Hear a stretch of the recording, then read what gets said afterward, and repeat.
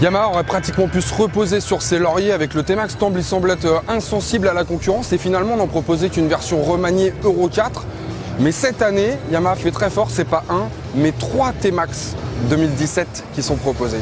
En plus de la version traditionnelle, le T-Max 2017 se verra donc décliné en 2 versions mieux équipées, le DX plutôt orienté luxe et le SX encore plus sportif que la version d'entrée de gamme qui déjà elle est bien remaniée. D'un point de vue design, ça plaira peut-être pas à tout le monde, mais il parachève l'évolution stylistique des scooters de la famille Max, initié par le N-Max et le nouvel X-Max 300.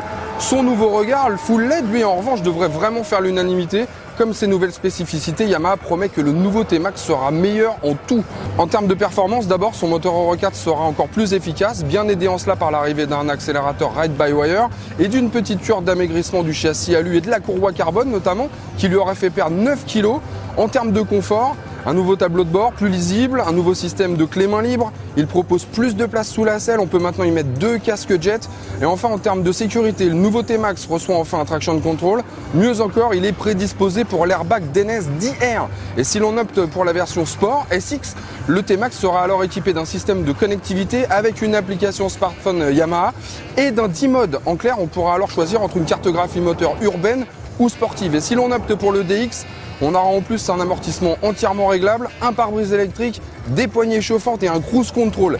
Les maxi scooters BM n'ont qu'à bien se tenir et pour les reconnaître c'est facile. Le T-Max 2017 d'entrée de gamme est noir, le SX est gris mat et le DX est bleu. Ils seront disponibles en mars avec des tarifs qui restent encore indéfinis. Bon, on va quand même monter dessus pour voir ce que ça donne. Oh, j'ai l'impression qu'au niveau de l'amortissement, c'est peut-être un petit peu moins ferme que précédemment. La position, j'ai l'impression que c'est un petit peu plus droit. On peut toujours pas mal bouger les pieds d'avant en arrière. Non, c'est bien. En même temps, ça, c'est la version DX. C'est la version luxe. Il y a des chances que ça soit encore un petit peu plus moelleux que les autres.